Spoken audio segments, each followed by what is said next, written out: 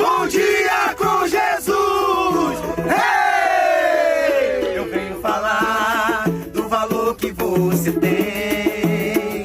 Eu venho falar do valor que você tem.